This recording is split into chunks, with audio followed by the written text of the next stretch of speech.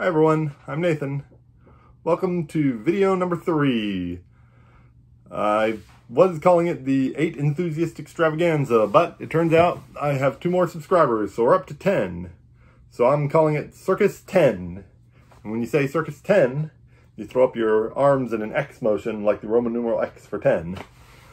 So no, I'm not very good at branding. So we're going to go on right after I express my frustration at cameras that collapse on you 12 minutes into your video. That's exciting. And I appear to be shaking at this point. There we go. And now that I've gotten that out of my system, I think we're moving on. Video number 3 will be digital. Digital gaming. Apps and video games. And we'll start with video games because, well, you know, I think I've outgrown video games sometimes. And it goes through my mind and I think about it, I'm like, yeah, probably. But I still play them from time to time. So let's see what I played. In order from least plays to most plays. First we've got Mario Kart 8 with 1 play. I play with my little nephew. He enjoys it, I enjoy it. We race around the track as Mario characters. And it's a good time. He likes to explore around the tracks and I just race. Also with 1 play, we've got Mega Man 11. You play a cute little robot that shoots other cute little robots.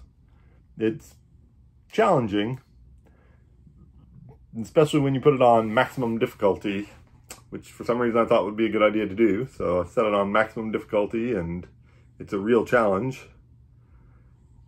So I only played it once and was very frustrated. I did get through 1 level, but I don't know how I did that. I've done it in the past, so I know I can, but I'm not sure how.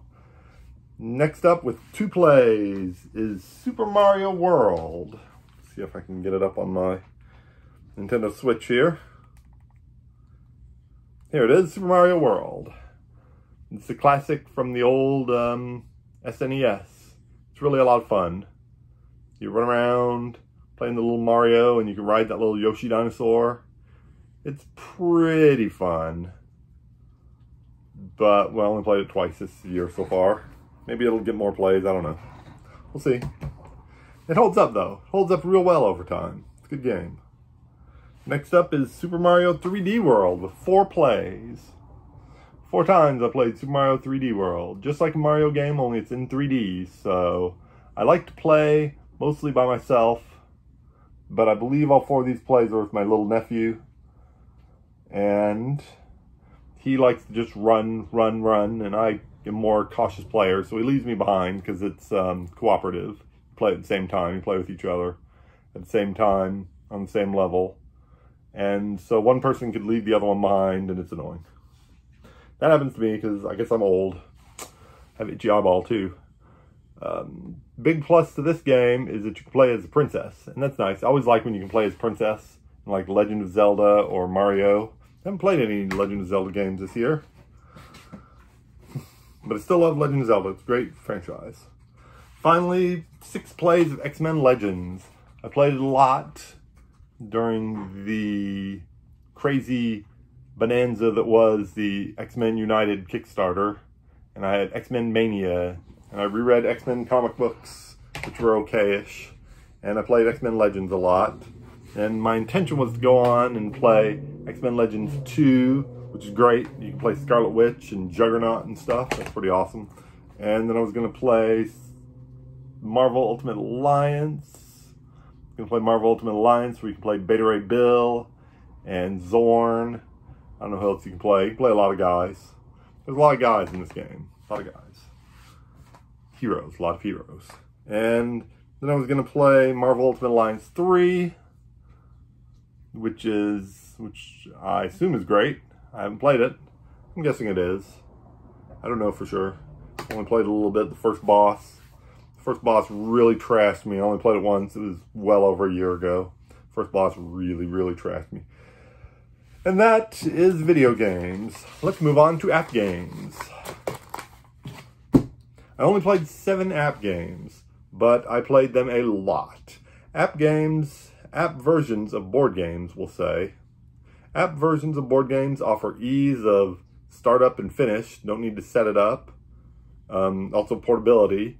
You can play anywhere, literally anywhere. You can play at work, you can play while you're in line, you can play anywhere you're bored, anytime. I would personally play any app board game, or I'd play any board game in app form if I could play it by myself. That's the main thing. Let's see, of course, space permitting on my phone. My phone's almost completely full, so I have to use a different phone to record, and that's why I had a problem and had to restart the video. No other YouTuber has ever gone through that, I suspect. The number one, once again, we're going from least plays to most plays.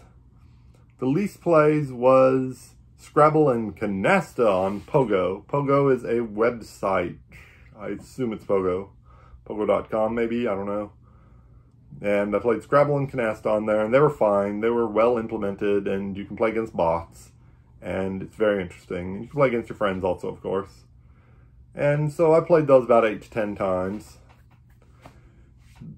Next up is, let's see if I can find it on my phone, Hardback. Hardback is a game, here it is, with everybody has an individual deck of cards, and every card has a letter on it, and you make words with those letters, and based on which letters you use, you score points. You can score points, which is the objective of the game, is to score X amount of points. I think it defaults at 60. And or you get money for each letter in your word. It's fun. It's an interesting challenge. Word building games keep my brain sharp, I think. I certainly have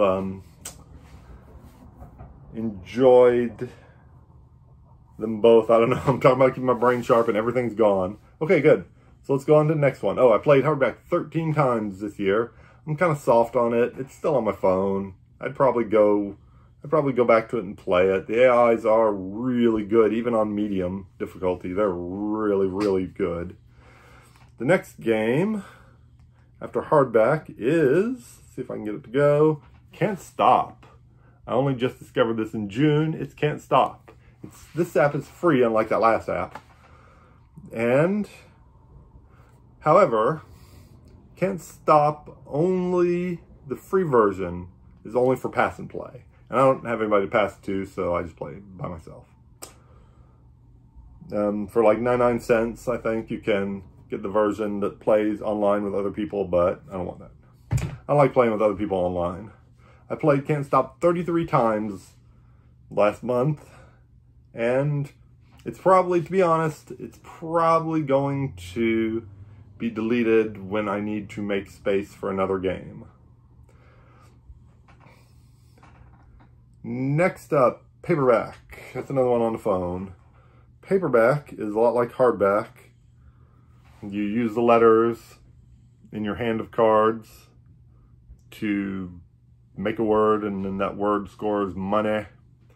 And then the money can be used to buy either more letters to make you more money, or you can also buy wild cards that are worth points.